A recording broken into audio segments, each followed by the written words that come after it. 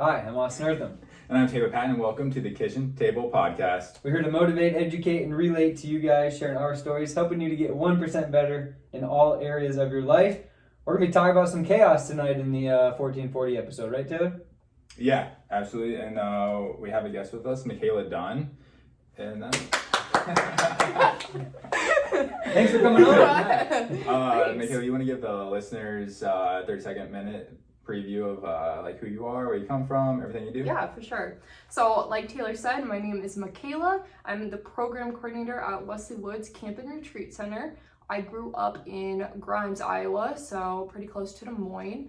And then I just graduated from UNI in 2020 in May, and then spent a year in Cedar Falls, and then now I'm in Indianola. Nice. Go Panthers. Yeah, go Cats. Yes. And diving into chaos in that, what was it like? What's it like to work at camp? Camp is 100% chaos all the time, and I think a large part of that comes from kids. Like, kids are just so unpredictable. Like, you can only do so much planning, and then one kid, he's lost his shoes, the other one fell down, and so, I mean, that's a large part of the chaos at camp. But also coming in, it was actually my first summer as program coordinator, and starting in such a weird year after COVID was really difficult. For those who don't know what Wesley Woods is, can you kind of explain how the camp's made up type of deal? Yeah, for sure. So we mainly serve youth campers, anywhere from 4-year-old to about 15, and then at age 16 they become our junior staff. They have the option to either stay like an overnight camp or a half-week camp or a full-week camp, so we're a residential camp. And then we also have our exceptional persons program, which is our adults with special needs that come for a week, and they get partnered usually like 2-on-1 with one of our staff, and they just spend the week together doing activities. This is in the summer or year-round? Yes, so we are, my main area is primarily with the summer camp, but we do have retreats year-round. So cool. Some in the summer, but mostly after and before summer is over. Awesome. Yeah, because I worked back at camp like 3-4 years ago or so, and yeah, definitely it is very much like constantly trying to prepare for the future. Yeah. That is how I see it, like, because you never know what's gonna happen. You can plan all you want, but you just never know because there's just like so much unpredictability on that. But yeah, so like what do you like do to like help prepare yourself for like a week or a day, not knowing what's going to happen throughout the week? Yeah, I think there's always a certain degree of planning that you can do.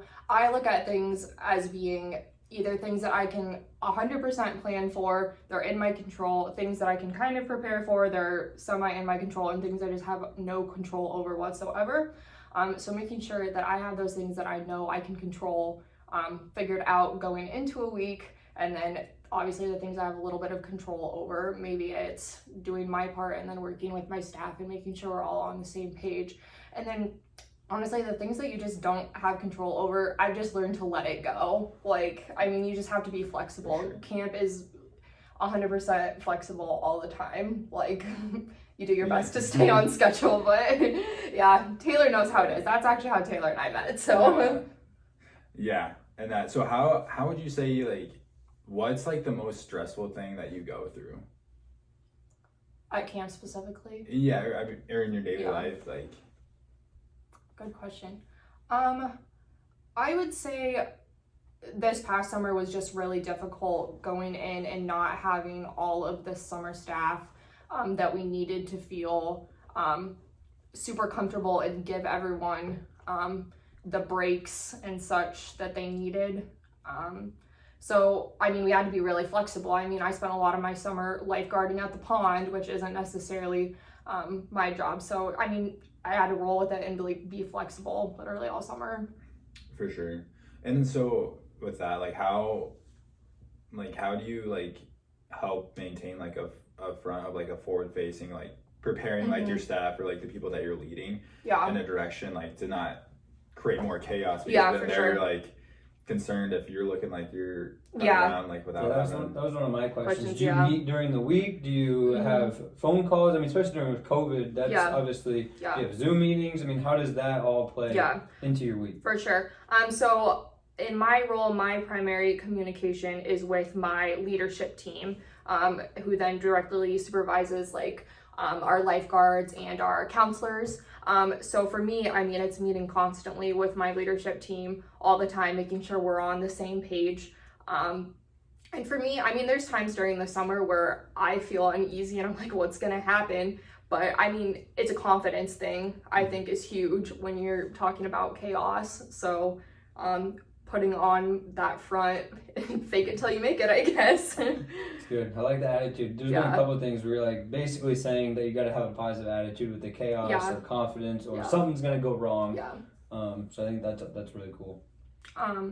Something I always tell, well, I say always all once that I've been the program coordinator, but something I told my summer staff last year, just to make them feel more comfortable, I guess, was you all have all the tools that you need to be successful. So when that chaos comes at you, when you're nervous and you're stressed and you don't know what you're gonna do, like you have the tools in front of you. Like, don't panic, you're gonna be okay. Like, we can talk about what happened later, but you know, make a decision and stick to it.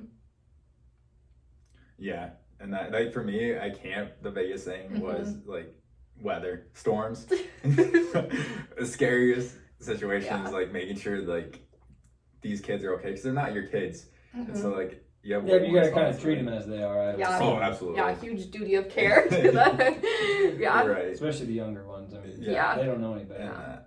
Well, and that, like we said, and that's one of those things where, I mean, storm is primarily not in your control. Like, what can you do to change the weather? What you can do to control that situation is, okay, we're gonna hang out in the basement and let's tell stories about, I don't know, make up stories or something.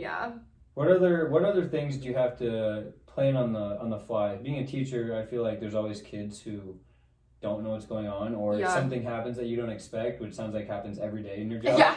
Absolutely. But how do you plan on the fly, I guess? I mean, how do you make up things, and how do the kids react to it?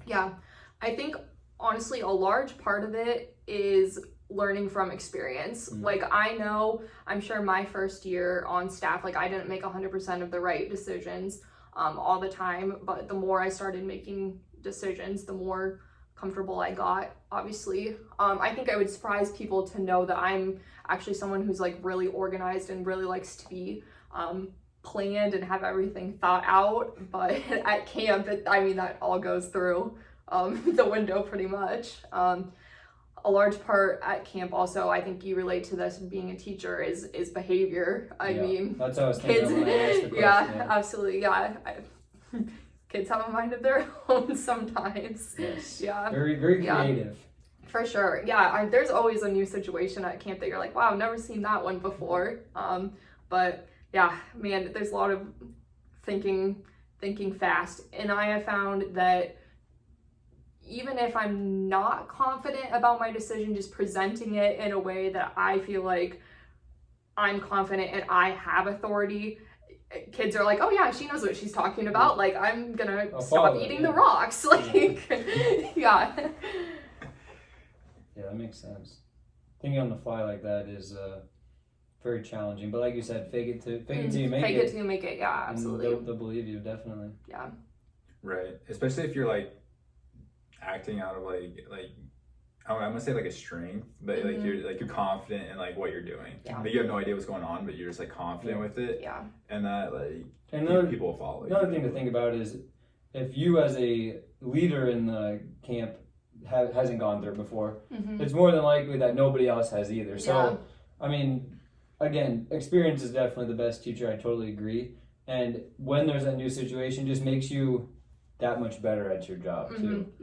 Or dealing with the chaos or whatever it might be for any given situation. So that's really cool. I definitely look back at a lot of things that have happened during the summer and been like, okay, like that moment like really helped me grow. Yeah. Like those moments where those kids are eating those rocks and you're like, what do I do? Mm-hmm. It's like looking back, you're like, wow, that really made me grow as a person when I had to, Yeah. step in that situation. A lot more than just, I like how you said person, because it's probably more than just, okay, this week at Oh, camp yeah, or this absolutely. summer or whatever, because there's plenty of things you can relate that to in everyday life, Yeah. not just being at camp for a week or the whole summer in your case. So cool.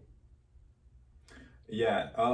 So how also like kind of like in that reflecting mode, like how has like chaos kind of like helped you grow as a person? Definitely. So like I said before, I'm someone in my personal life that is very, very planned, very organized. Like I remember in college being a music major, like I had my schedule like planned out every 30 minutes. Me too. Yep. Yeah, I'm proud. But I think definitely being at camp just gave me the confidence to be more flexible and just go with the flow, which I mean, I think you need a balance, but yeah, it definitely helped me to become more flexible. Was that a struggle at the start when you first started to lead? Somewhat, but I think it came naturally, but I think I honestly I remember observing you and being like, Taylor's really flexible, like that's yeah, like I want to be more like that, and I think it came naturally, but I mean it's not something that I was like, yes I am like let's just vibe. Yeah, definitely a strength. And that's just vibing. Yes. Yeah. Chill and go with it. Yeah. You're a lot better at that than Right. it sounds like we are. Yeah. What would be like one tip or one thing you'd have for like the listeners out there to like help kind of like embrace chaos or help like teach them how to like learn from it or I think what we already talked about, just be confident in the decision you make, and I mean everyone else is going to see that confidence and no one's even going to question it. Like if it's what decision you made, if it turned out to not be the right decision after the fact, you'll review it with your supervisor, your friend, whoever. Just be confident in the decision you made. I think that's cool, because if you look at some people's definition of a leader, it's literally trying to get other people to follow you, right? And then if you look confident, again, I take the storm situation, you have no idea maybe what to do. You could be out in the pond, you could be 4 miles in a hike and there's no shelter. Okay, you gotta figure it out, you know what I mean? And then if you look confident, hey, everything's gonna be okay, we're gonna do this, this, and this, and you just portray it as I got this, then nobody's gonna worry, or at least feel less worried in that case. So I think confidence is a big thing. We've talked about that prior in our podcast too, so it's nice to bring some of those back, and organization, because I love organization. Yeah. But anyways. So I guess the last question, wrapping it up, would be how has like what's one thing that you've taken this past year as being your first year being a coordinated program coordinator? What is something like you're stepping into like this year, like knowing that like either like you're most confident with, and then something like you think you like need to work on most? Yeah. 100%. I just feel more prepared going into summer. I started in April, which obviously is like right before summer, so I already just feel more prepared that I can do better planning and more organizing, which we both like. So yeah. But as far as going into next summer, I think we were kind of just talking about this before we started. Being emotionally available, that's not something that comes naturally to me, and being that person for the summer staff that's available to them to talk to and meet their needs is hard for me. So I think that's good to be with the confident. Again, the storm situation, if you act confident and the little kid's scared, hey, it's okay, you put your arm around them type deal, then they'll feel a lot more safe. Again, fake it till you make it, essentially. Yeah. So we're at about 14:20 here. We got about 20 seconds left. Any closing remarks? Nothing. Just thank you for coming on, Mikaela. Appreciate it. Thank you. Yeah. Thank you for coming. Thanks We'll link our socials down below, and we'll link Mikaela's as well. Otherwise, thanks for tuning in. We'll catch you guys next week. Have a good rest of your week. Love you. Bye. Perfect. Nice. Do you always say love you, bye? Yeah, that's